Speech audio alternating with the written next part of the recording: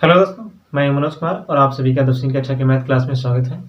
तो इस वीडियो में 10वीं कक्षा का मैथ क्लास एक प्रश्न है जो किराए से रिलेटेड है, यानी किसी विद्यालय से पुस्तक आप किराए पर लेते हैं, उसका जो भाड़ा दिया जाता है यानी किराया जो दिया जाता है उसी के बारे में चर्चा करते हैं। तो प्रश्न संख्या देखते हैं। तो प्रश्न संख्या यदि है, कह रहा है कि किराए पर पुस्तक देने वाले किसी पुस्तकालय ठीक का प्रथम 3 दिनों तक का एक नियत किराया है तथा उसके बाद अन्य अतिरिक्त दिन अलग अलग किराया लेता है। सरिता 7 दिनों तक पुस्तक रखने के लिए टोटल 27 रुपए अदा किए, जबकि सुशी ने एक पुस्तक 5 दिन ठीक कितने दिन के लिए 5 दिनों तक रखने के लिए 21 रुपये अदा किए।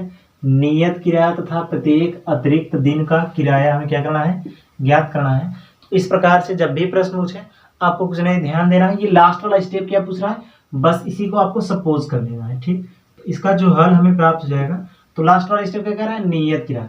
तो हम मान लेंगे, ठीक, क्या करते हैं, मान लीजिए, क्या करेंगे, मान लीजिए ये नियत किराया, ठीक, क्या हो जाएगा, नियत किराया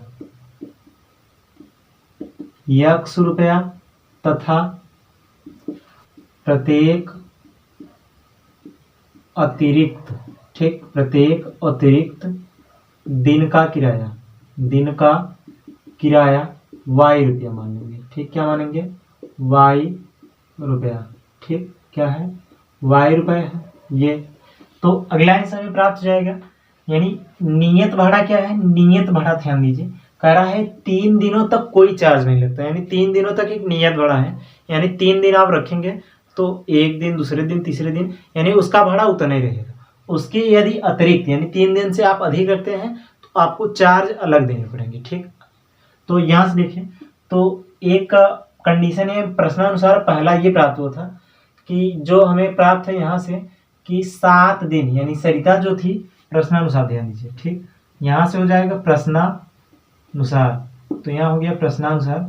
तो प्रश्नानुसार है सरिता कितने दिन रखती है, 7 दिन, सरिता 7 दिनों के लिए रखती हैं। तो यहाँ से ध्यान दीजिए 7 दिन होगा, इनमें 3 दिन तो इनका नियत किराया लगेगा। 3 दिन क्या लगेगा, 3 दिन नियत किराया लगेगा भाई।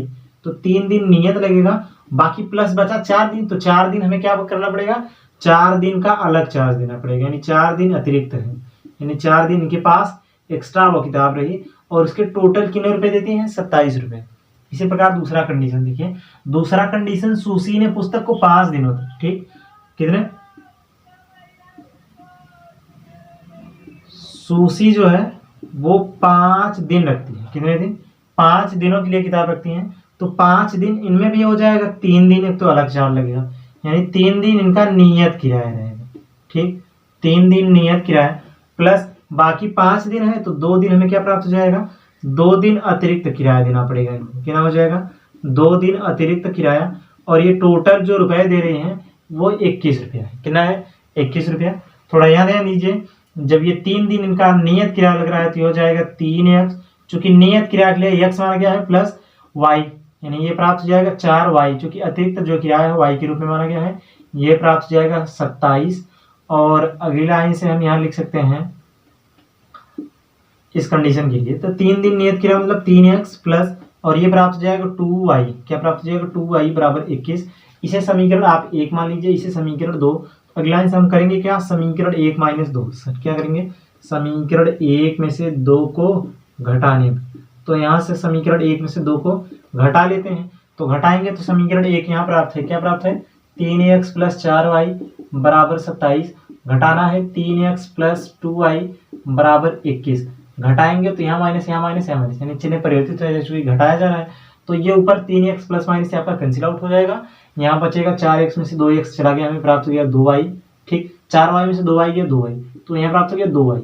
अब 27 में से 21 घटाएंगे 6 प्राप्त होगा, 27 में से 21 घटाए 6 प्राप्त हो गया। अगला में से देख सकते हैं y बराबर इस 2 का इस तरफ प्रतिबिंब दशांतर जो 6/2 हो जाएगा। अगला में प्राप्त हो जाएगा 2 एकम 2, 2 तिहाई 6, इंप्लाई दैट हम लिख सकते हैं y बराबर 3, यानी y बराबर क्या हो जाएगा 3, यानी आप एक दिन एक्स्ट्रा बुक रख रहे हैं तो 3 रुपए आपको अधिक देने होंगे।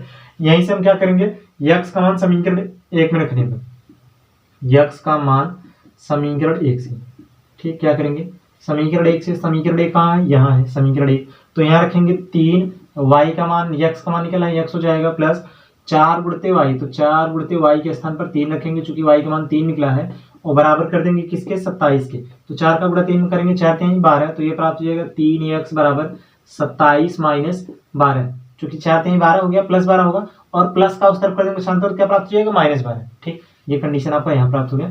अगला इसे लिख सकते हैं 3x बराबर 27 में से 12 घटाएंगे 15 प्राप्त हो जाएगा, इंप्लाइज दैट में प्राप्त हो जाएगा x बराबर 15/3, चूंकि ये 3 यहाँ जो गुणा के रूप में था, इस तरफ कर देंगे छांतर, बटे में प्राप्त हो जाएगा, तो ये प्राप्त हो गया 3 कम 3 3 5 15, तो x बराबर हमें क्या प्राप्त हो गया, 5। अगली लाइन से लिख सकते हैं अतः, ठीक, क्या लिखेंगे, अतः नियत किराया, ठीक, अतः 3 दिन का नियत किराया, लिखिए 3 दिन का नियत किराया, ठीक, नियत किराया 5 रुपए है, ठीक, कितना है, 5 रुपया है, तथा प्रत्येक अतिरिक्त दिन का किराया क्या हो जाएगा, प्रत्येक अतिरिक्त किराया, ठीक, तो प्रत्येक अतिरिक्त किराया निकालेंगे, तो प्रत्येक अतिरिक्त किराया आपको हो जाएगा 2 रुपये, ठीक, 2 नहीं 3 रुपये, सॉरी 3 रुपये है, तो यहाँ से हो जाएगा अतिरिक्त किराया 3 रुपये है। ठीक, ये रहा आपका आंसर। कमेंट सेक्शन में जरूर लिखिएगा ये वीडियो आपको कैसा लगा, और अपने दोस्तों के साथ शेयर करना ना भूलिएगा इसे, और चैनल पर पहली बार विजिट किया है तो चैनल को प्लीज़ अवश्य सब्सक्राइब करिए। तो मिलते हैं आपसे अगली वीडियो में, तब तक के लिए जय हिंद दोस्तों।